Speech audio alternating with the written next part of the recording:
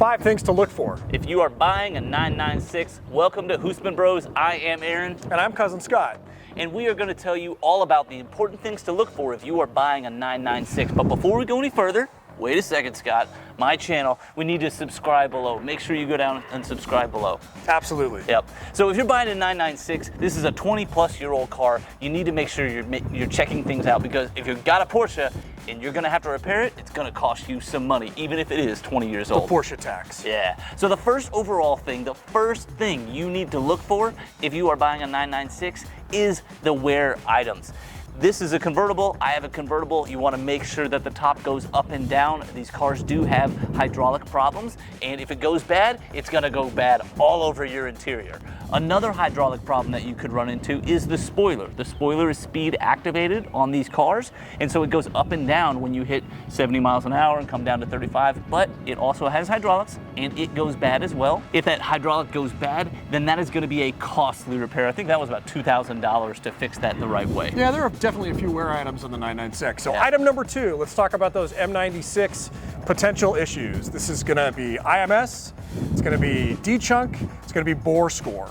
The easiest thing to do with all of those items is get a PPI on your car if you can. You gotta get a bore scope, you gotta take the plugs out, you gotta look inside the bores of the cylinders, you gotta ensure that your cylinders are good. From a D-chunk perspective, that bore scope will be able to check and see if there's any problems in your cylinders. And the IMS, if you have records, if somebody's changed the IMS, that's the best way to approach it, is to ensure that there are some good records around the IMS. So we talked about some of the things wearing out. The third thing you need to watch out for if you are buying a 996 is the electronics. Again, we've got 20-plus-year-old electronics here. Head units definitely will go bad. If it's been replaced already, that's one less thing that you have to pay for, especially if it's been done well. Then you don't have to worry about taking it to somebody and letting them tear up the dash in your car. So the electronics are important to look out for. Window regulators can be really bad too. So make sure the windows go up and down smoothly. Make sure there's no grinding, or make sure they're not going really slow. The seats as well. A lot of these have electronic seats that move up and down, move back and forth. You want to make sure that those are functioning well. Make sure that they're not making any nasty noises when you move the seats forward or move them backwards. Item number 4 is another mechanical item. These cars have a component called the Air Oxygen Separator, an AOS. The best way to be able to check and see whether or not your AOS is still functioning is typically if you look at the tailpipes of these cars, you're not going to want to see very much soot. Now, some of them, if they're high mileage, they are going to be blowing a little bit oil, but ultimately when your AOS starts to go bad, when you start the car up, you're going to see a little plume of smoke come out the back. AOSs are fairly inexpensive. Go with the factory AOS. I've seen a lot of challenges with people replacing their AOS with an aftermarket one. Fairly easy repair to do. You can learn how to do it on YouTube, but it's definitely one of those things that you want to look for. Look for that plume of smoke when you start up the car. The fifth thing you want to look for on these cars if you are considering buying one is all cosmetic. Check this car out. These cars dipped in value really low, so they were very obtainable cars. You want to take a look. See, has it sat outside? This is the kind of car that somebody probably bought, a kid bought, might have sat it outside his parents' house. So do you have fogged headlights? Do you have fogged taillights? Do you have faded paint? Look at the emblems. Look at the emblem on the front.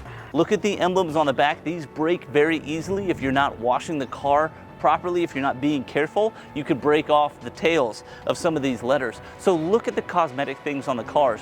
One of the probably most obvious things that you see on a lot of these is actually this right here that I need to fix. This has been broken off, the connector has come off, and so I've got to replace this. But you'll see this will get really faded and it'll curl up here, and that will be a telltale sign that that is a car that has sat outside for quite some time. None of these items are really super expensive to address, with the exception of the mechanical item that I talked about as number 2.